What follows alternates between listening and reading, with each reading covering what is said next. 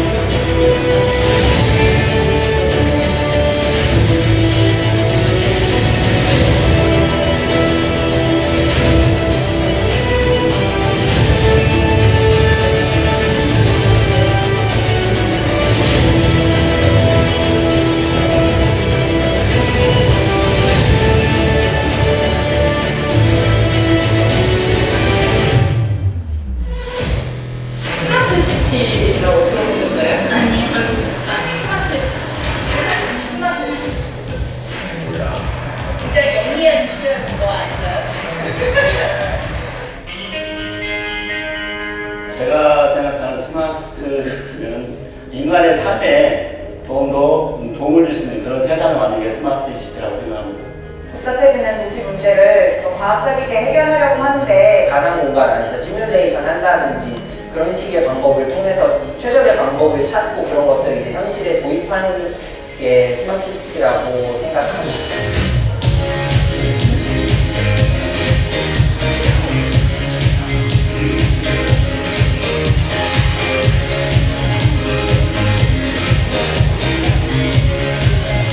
디지털 투입은 전주시가 일커나 이렇게 될 수 있도록 정체가 되었으면 좋겠습니다.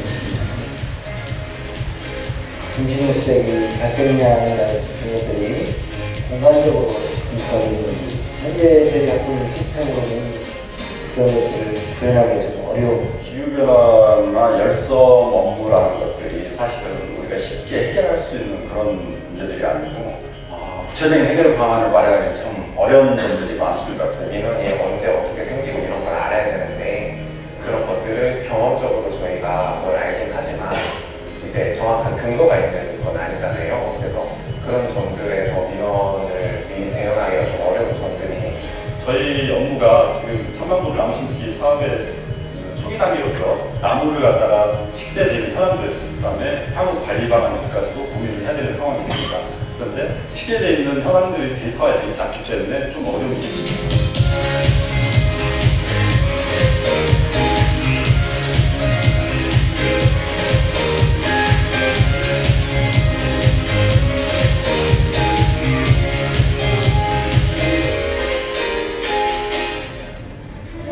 처음에는 정확히 이게 우리가 자료를 주고 그걸 가지고 뭔가 어떻게 만들어지는지를 처음 잘 몰라서 크게 뭐 이게 많은 도움이 될까 하는 생각을 했었는데 저희 나름대로의 업무들이 많이 있습니다. 그래서 바쁜데도 불구하고 엑스에서 여러 차례 자료도 요구하고 면담도 요청해서 좀 그런 부분이 약간 불편함을 느끼긴 있었지만 우리 시민들이나 우리 공무원들 과연 뭐가 얼마만큼 달라질까 하는 것을 좀 제대로 느낄 수 있도록 실제 운영되는 스마트 시티로 우리 지금 구축하는 거라는 겁니다.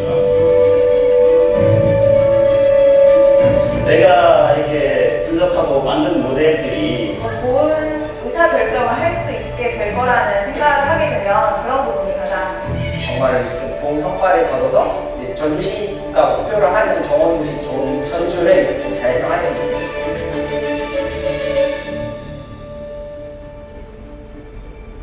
정말 다 구체적으로 데이터화해서 근거를 줄 수 있는 거니까 그래서 정말 도움이 되겠다는 생각이 들더라고요. 짧은 기간이지만 가시적으로 좀 느낄 수 있는 그런 자료들을 좀 제공하는 측면에서 좀 감사했고요. 앞으로는 계속 그런 작업들을 좀 같이 이어나갔으면 좋겠습니다. 시민들의 참여가 가장 중요할 것 같고요. 그래서 좀 더 많이 시민들이 사용할 수 있고 소통할 수 있었으면 좋겠습니다. 전주시랑 군사랑 다 같이 해서 스마트시티 이런 표준 모델을 좀 잘 만들어서 이런 것들이 전주뿐만 아니라 전국적으로 확산되는 기회 준비가 되기를 바랍니다. LX와 함께 전국 최초로 디지털 트윈을 활용한 스마트 시티를 조성해서 정말 사람의 도시 품격의 전율을 만들 수 있는 기반을 만들 수 있게 돼서 매우 기대가 큽니다.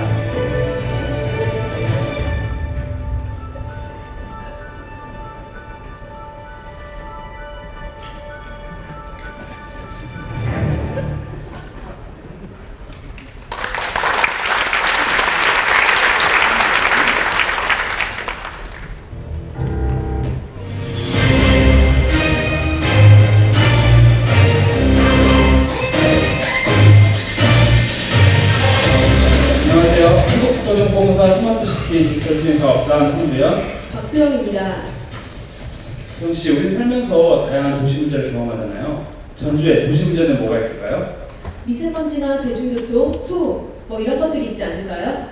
네, 그런 도시 문제들을 데이터를 활용해서 스스로 해결하는 도시야말로 스마트시티가 아닐까 싶습니다. 저희가 만든 스마트시티 이야기 지금부터 시작하겠습니다.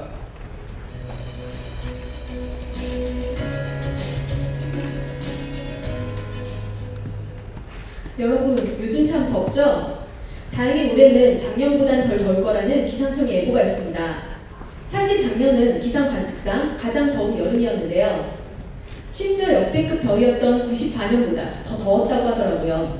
그렇다면 우리나라에서 가장 더운 곳이 어딜까요? 과연 실제로 데프리카라고 불리는 대구가 가장 더울까요? 의외로 우리가 지금 있는 이곳 전주가 가장 더웠는데요. 수영씨는 더운 날 밖에 있을 때 언제가 제일 힘드세요? 전 횡단보도 건너려고 교차로에 섰을 때가 제일 괴로워요.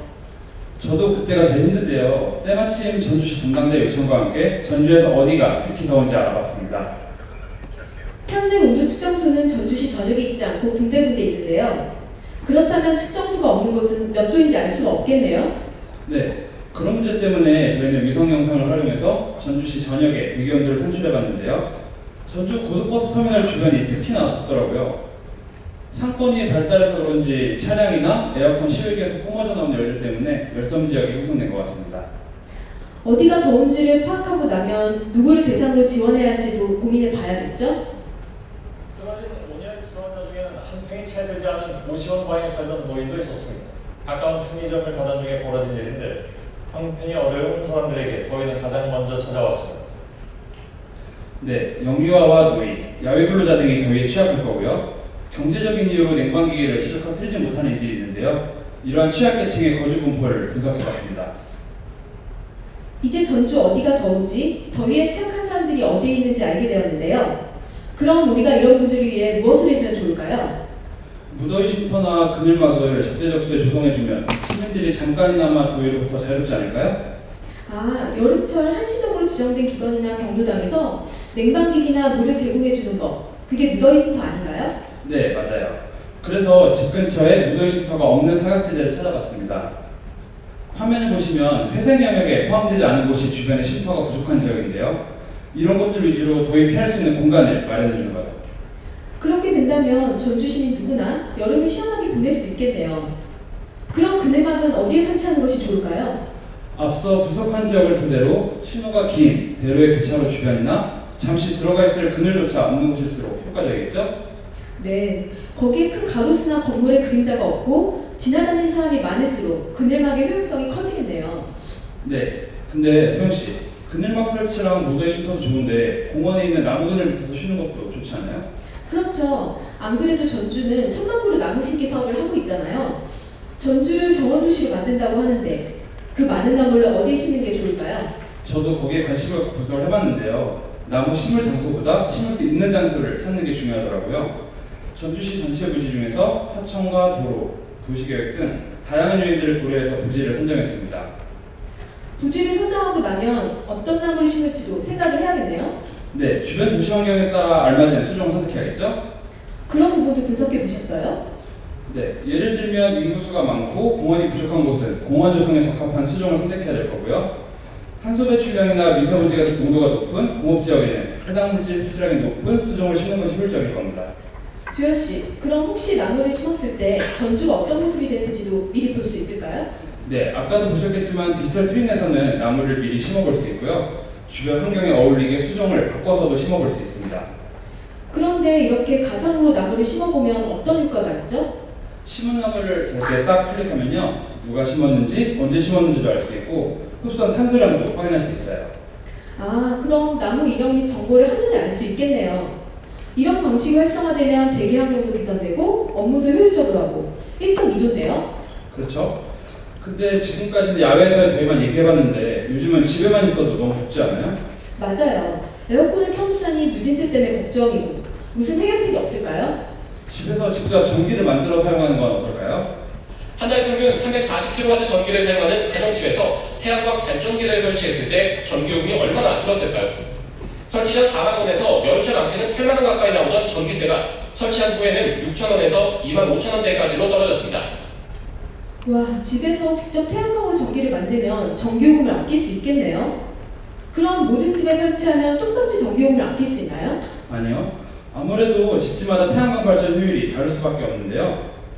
고층 건물이나 지형지물 등 주변 환경에 따라 그림자가 다르기 때문에 태양광 발전 효율도 달라질 수밖에 없습니다. 아, 그럼 햇빛이 비추는 정도에 따라 태양광 발전 설치를 고려해봐야겠네요.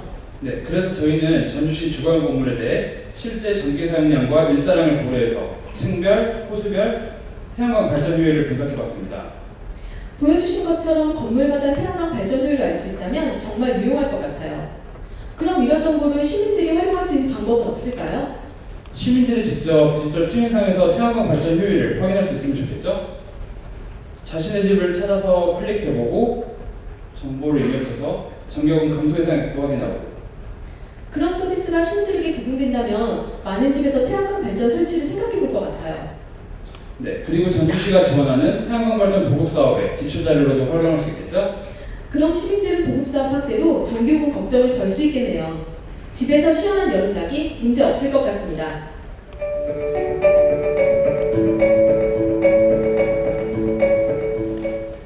앞서 전주를 시원하게 만드는 모습을 보았는데요. 더위뿐만 아니라 전주 시민이 불편함을 느끼는 다른 문제들은 뭐가 있을까요? 시민들의 목소리를 가장 잘 들어볼 수 있는 것이 민원일 텐데요. 생활 불편 신고 내용을 살펴보면 가로등 고장, 불법 주정차, 도로 파손 등이 많았고요. 음식물 쓰레기에 대한 민원도 자주 발생했습니다. 음식물 쓰레기요? 네, 음식물 쓰레기 때문에 거리가 지저분하다, 악취가 심하다 등의 민원이 많았어요. 깨끗한 전주를 위해선 그런 민원부터 해결해야겠는데요. 전주시 음식물 쓰레기 문제 얼마나 심각할까요? 잠시 짧은 뉴스를 보시겠습니다. 전주 시민 1인당 연간 음식물 쓰레기 발생량이 전국 최고 수준인 것으로 조사됐습니다. 와, 전주시 1인당 배출량이 전국 최고라고요? 그럼 배출된 쓰레기의 수거가 정말 중요하겠는데요? 네, 그렇죠. 수거의 체계적인 관리가 필요할 것 같아요. 그럼 지금 전주시는 어떻게 쓰레기를 처리하고 있죠? 현재 전주는 덕진구 2개, 완산구 2개 업체가 각각 공동주택과 단독주택 등으로 나누어서 처리하고 있다고 합니다. 그럼 전주시의 공동이나 단독주택의 음식물 쓰레기 배출량이 수거업체가 일하는 데 있어 매우 중요하겠네요? 네, 그렇죠. 통계를 살펴보면 단독주택 수는 소폭 감소하고 공동주택 수는 지속적으로 증가하고 있어요. 이는 전국 혁신도시 및 서구 신시가지 개발에 따른 인구 이동이 영향을 준 것으로 보입니다. 그럼 전주시의 인구 이동이나 주택명 변화에 맞춘 수거체계 전략도 필요하겠는데요? 네, 그래서 전주시 담당자 및 수거업체와 인터뷰를 진행해보았습니다. 크게 음식물 배출량과 쓰레기 수거 운송 과정이 수거 작업에 영향을 미치는 주요 요인이라고 하더라고요. 아, 그래요? 그럼 먼저 건물마다 얼마나 많은 음식물 쓰레기가 배출되고 있는지 궁금한데요. 화면을 보시면 건물 쓰레기 짙을수록 음식물 배출량이 많은 것을 의미합니다. 아무래도 쓰레기량이 많을수록 작업자들이 수거하기 어렵겠네요. 그럼 운송할 때 어려움은 뭐가 있을까요? 수거 차량 운행하는 과정에서는 도로의 폭이 좁을수록 도로 길이가 길수록 일하기 어렵고요. 사람이 수거하는 과정에서는 도로 경사가 급할수록 일하기 힘들다고 하더라고요. 아, 그럼 혹시 배출량과 운송 과정을 고려했을 때 전주시에서 음식물 쓰레기를 수거하기 제일 어려운 곳은 어디예요? 앞서 각 구별로 단독과 공동주택을 다른 업체가 담당하고 있다고 했잖아요. 단독과 공동주택 모두 인후동 일가가 가장 수거 환경이 열악한 곳입니다. 왜 인후동 일가가 가장 일하기 힘들죠? 아무래도 다른 동에 비해 수거 건정수와 배출량이 많아서 상대적으로 일하기 어려운 것 같아요. 그럼 현재는 이렇게 수거하기 힘든 지역과 상대적으로 쉬운 지역이 반영돼서 노선이 운행되고 있나요? 아니요. 현재 수거 차량 노선이 어떻게 운행되고 있는지 한번 살펴볼까요? 보시는 것처럼 노선은 현재 작업자들의 경험에 의해 자율적으로 정해지고 있다고 합니다. 그럼 노선별로 작업 시간이 공평하지 않겠는데요? 네, 그래서 노선별로 적재량 역시 차이가 많이 난다고 해요. 그리고 오토 차량이 적재용량 이상 수거하는 경우도 있고요. 그럼 차량이 사고 위험에 노출될 수도 있고 2차 사고의 위험도 발생하겠네요. 그래서 완성구 공동주택을 대상으로 수거 노선을 개선할 수 있는 방안을 생각해보았습니다. 그럼 건물별 배출량이나 도로 경사도처럼 수거 작업할 때 힘든 요소들을 반영해서 노선을 구축하겠다는 거죠? 네, 맞아요. 수거 노선의 최적 공급 탐색을 위해 네트워크 분석 기법 중 하나인 VRP 분석을 해봤습니다. 현재 완성구 공동주택의 수거를 담당하는 업체는 총 차량 7대로 하루 평균 24회 운행 중입니다. 그런데 한 대당 최장 운행 시간과 최단 운행 시간의 차이가 2시간이나 나네요. 그것은 아마도 경험에 의존한 수거 노선으로 차량별 업무량이 달라서인 것 같아요. 그래서 수거 노선의 길이, 차량 용량 제한, 시간장 등을 조건으로 노선을 개선해 보았어요. 기존 노선에 비해 어떤 점이 좋아지던가요? 첫 번째 개선 노선은 수거 차량의 총 운행 시간이 줄어들었습니다. 하지만 각 차량당 운행 시간의 격차가 여전히 커요. 왜 차량마다 운행 시간 차이가 큰 거예요? 그것은 아마도 차량 대수가 7대로 동일하기 때문인 것 같아요. 그럼 차량 대수를 증가시키면 되는 거 아니에요? 수거 차량 대수를 9대로 증가시키면 총 운행 시간이 3.3시간 감소하고 차량당 운행 시간이 50분으로 줄어들어요. 즉, 총 운행 시간이 감소뿐만 아니라 각 차량마다 운행 시간도 비슷해져요. 이렇게 데이터 기반으로 수거 노선을 구축하면 수거 작업자의 업무 환경도 개선되고 담당 공무원들도 효율적 관리가 가능하겠는데요? 네, 그리고 작업자들의 경험에 의한 수거 노선 때문에 새로운 업체의 진입장벽이 높았는데요. 이렇게 데이터 기반의 노선이 구축된다면 인수인계 등이 수월해지고 적정 인력 및 장비 산정이 가능할 것 같아요. 시민에게도 도움을 줄 수 있다면 좋을 텐데요. 함께 시민의 이야기를 들어보실까요? 음식물 쓰레기 수거를 정확하게 수거되는 시간을 몰라서 좀 불편한 게 있어요. 그 창문을 열어놓으면 아래층에서 음식물이 빨리 수거가 되지 않아서 그 악취가 좀 나서 이런 것들이 좀 빨리 개선이 되었으면 좋겠습니다. 이렇게 수거 차량이 지나간 뒤에 배출된 음식물 쓰레기 때문에 불편하다는 이야기가 있었습니다. 그래서 민원 발생을 줄이기 위해 수거 시간을 알려주는 방문 시간 예고제를 생각해보았습니다. 영상에서 보신 것처럼 수거 시간을 사전에 안내하는 거예요. 그럼 우리 집 쓰레기를 몇 시에 수거해 가는지 알 수 있다는 거죠? 네, 예정된 시간에 수거를 함으로써 작업자와 민원인 간의 문제 발생을 최소화할 수 있지 않을까요? 굉장히 유용한 아이디어 같은데요. 이렇게 수거 노선 개편과 방문 시간 예고제를 통해 악취 없는 전주, 깨끗한 전주가 되기를 기대해 보겠습니다.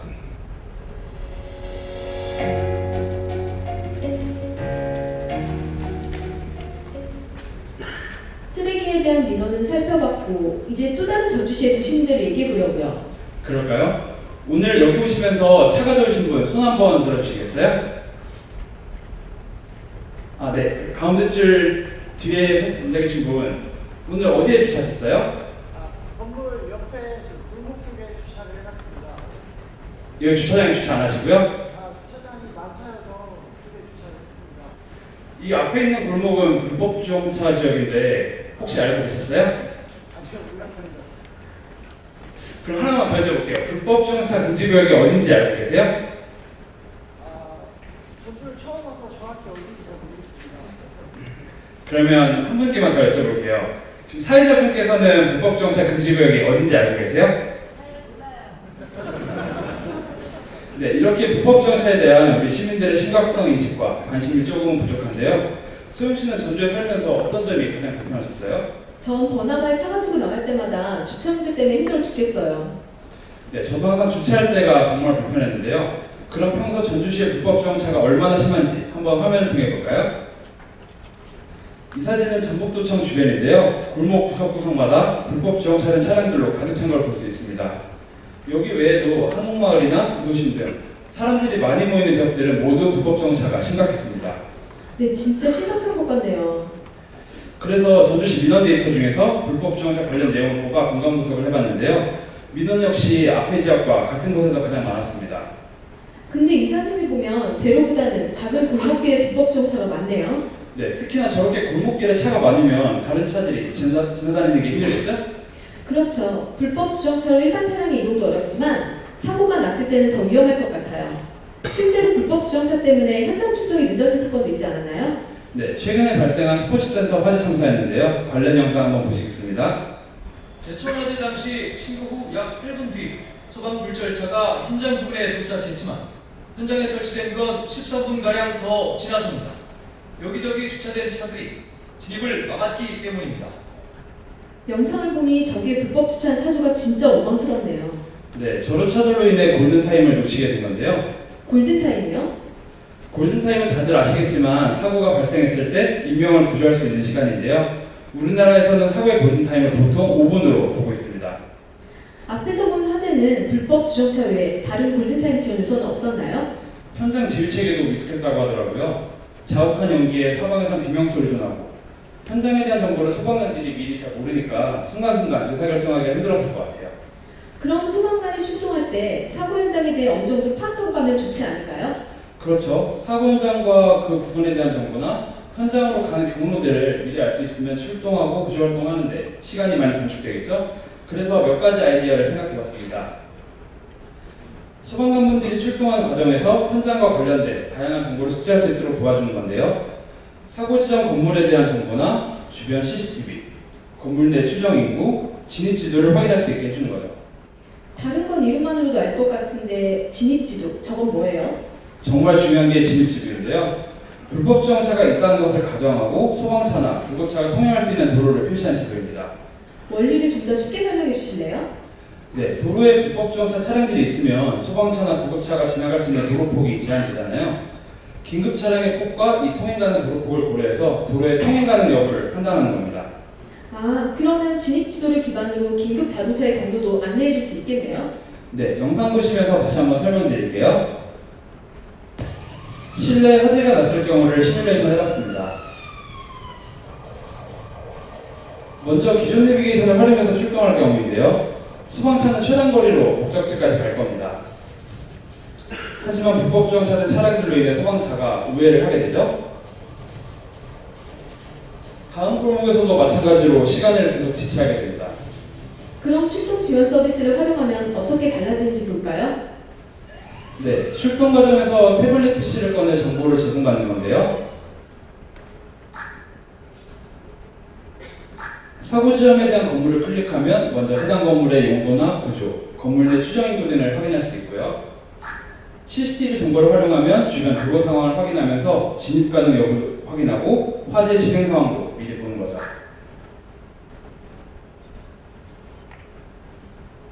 마지막으로 진입 지도를 확인하면서 소방관들이 현장 주변에 어디까지 차를 가지고 들어갈 수 있는지도 판단할 수 있습니다. 저 진입지도가 긴급 자동차의 경로도 안내해 준다고 하셨죠? 네, 경로 메뉴를 선택하면 방금 전에 말씀드린 내용을 토대로 최종 경로를 안내하게 됩니다. 두 가지의 경우를 한번 비교해 볼까요? 좌측 영상은 불법 주정차를 고려해서 경로 안내를 받은 차량이고 우측 차량은 기존 내비게이션으로 출동하는 차량입니다. 좌측 차량은 골목 통행이 안 되는 걸 알기 때문에 미리 우회를 하죠. 네, 경로 안내를 받은 차량은 이미 도착했네요. 네, 기존 차량보다 먼저 도착함으로써 바로 화재 진압을 시작할 수 있는데요. 우측 차량의 경우를 볼까요? 골든타임을 한참 지나 도착했을 때에는 현장의 대부분 전소되어 피해가 극심한 상태입니다. LX 출동 지원 서비스를 활용하면 확실히 골든타임 내에 도착하는 데 도움이 되겠네요. 이런 서비스가 하나둘 쌓여 스마트 전주가 되는 거겠죠? 네, 스마트 전주는 우리나라에서 가장 안전하고 시민들이 행복한 도시가 될 겁니다.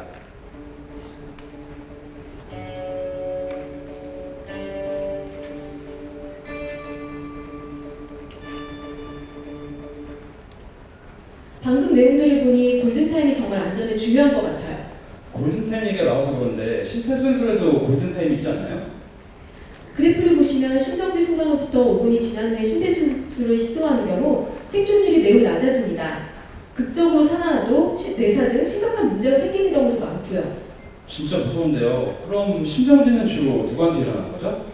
2010년부터 2018년 전주시 통계를 보면 심정지는 주로 50대 이상에게 발생하고 있습니다. 요즘 같은 고령화 시대에 더 걱정스러운 일이죠. 그럼 심정지 환자를 보게 되면 어떻게 해야 돼요? 우선 바로 119에 신고를 하고 자동 심장 추격기 장비를 활용해서 심폐소생술을 실시해야 해요.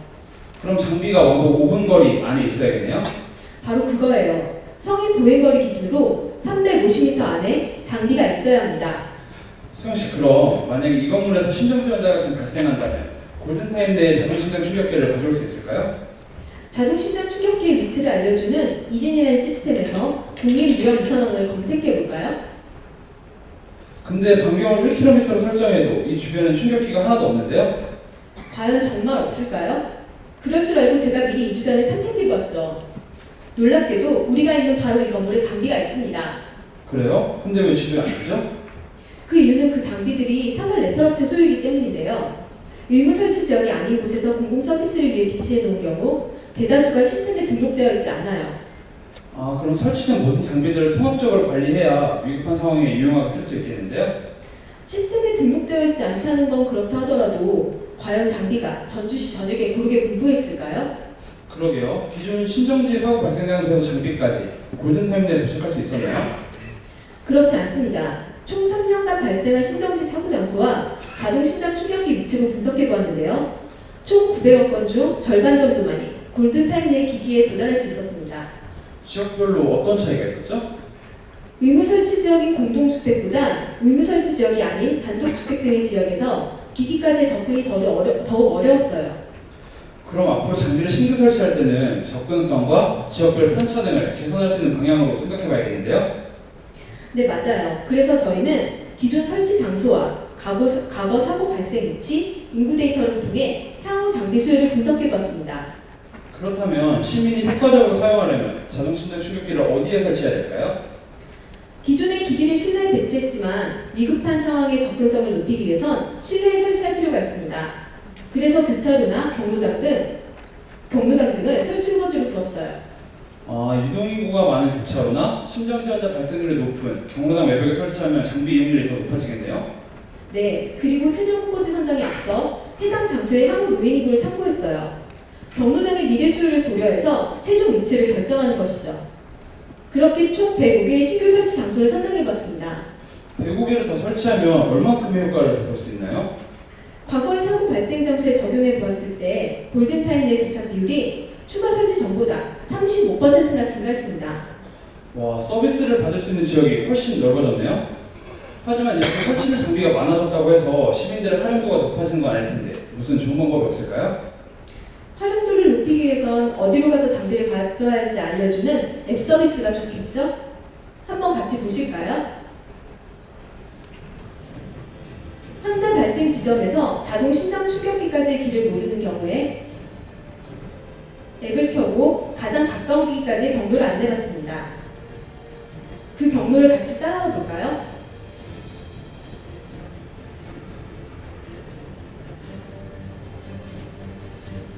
급박한 상황에서 이렇게 도착지까지 경로 안내를 받으면 더 도움이 되겠는데요?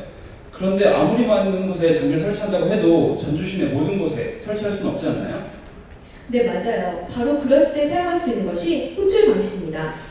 도저히 5분 안에 왕복할 수 없는 거리의 장비만이 검색될 때 이동식 장비를 호출하는 것이죠. 그게 실제로 가능해요? 실제로 싱가포르에서 이런 방식을 도입하고 있는데요. 호출 버튼을 누르면 어떤 상황이 벌어지는지 한번 볼까요? 여기는 전북도청 근처 전주 찻변입니다. 이곳에서 심장지원자가 발생하면 어떻게 될까요? 사고 발생 지점에서 5분에 왕복할 수 있는 거리에 자동 심장 충격기가 없어요. 이런 경우 경로 안내 어플리케이션에 호출 버튼이 활성화됩니다. 그러면 지금 저기서 오는 택시는 자동 심장 충격기를 가지고 있는 택시인가요? 네, 이동수단을 통해 5분 내에 장비를 활용할 수 있을 거예요. 정말 믿음직한데요? 그런데 실내뿐만 아니라 높은 건물의 실내에서 심장지원자가 발생한 경우도 생각해봐야 되지 않을까요? 맞습니다. 보통 자동 심장 충격기는 건물 1층에 설치하는데요. 만약에 사고가 대형 건물 복층에서 발생하면 골든타임을 넘길 수도 있지 않을까요? 한국국토정보공사 분사업무를 대상으로 시뮬레이션을 진행해 보겠습니다. 이것도 역시나 1층에 자동 심장 충격기가 설치되어 있네요? 네, 그렇죠. 심장지원자가 1층에서 가장 먼 곳인 8층 동쪽 끝과 서쪽 끝 두 지점에서 발생한다고 가정합니다. 보시는 바와 같이 여러 보행자가 8층부터 1층까지 왕복하고 있습니다. 그런데 시뮬레이션을 해보니 동쪽 발생 지점의 평균 왕복 시간은 4분 20초지만 아쉽게도 서쪽 지점은 5분 43초로 골든타임을 넘깁니다. 그럼 중간층인 4층에 하나 더 장비를 배치해보면 어떨까요? 이번에는 서쪽 4분 17초, 동쪽 3분 45초로 두 지점 모두 골든타임인 5분 이내 왕복할 수 있습니다. 그렇다면 일정 규모 이상의 건물은 1층에 추가로 기기를 배치해야겠네요. 그리고 이렇게 공간 분석과 시뮬레이션을 활용해서 충격기를 추가 설치하면 보다 많은 사람을 살릴 수 있겠는데요? 네, 맞아요. 실내와 실내 사고 모두 신속한 대응이 가능해져 전주 시민의 건강한 생활 환경이 보장될 것입니다. 지금까지 데이터를 활용한 스마트 도시 미래 전주 모습을 보셨는데요. 모두 재밌게 보셨나요? 전주시 데이터를 활용해서 도시 문제를 좀 더 스마트하게 해결하는 것. 이게 스마트 시티의 주 역할이지 않나 싶습니다. 네, 전주시의 다양한 데이터를 제공해 주시고 현안에 대해 같이 논의해 주신 분들 모두 다시 한번 감사드리고요. 그럼 전주가 스마트 시티가 될 수 있도록 저희 LX도 함께하겠습니다. 이상으로 지금까지 발표한 황두현, 박수영이었습니다. 감사합니다.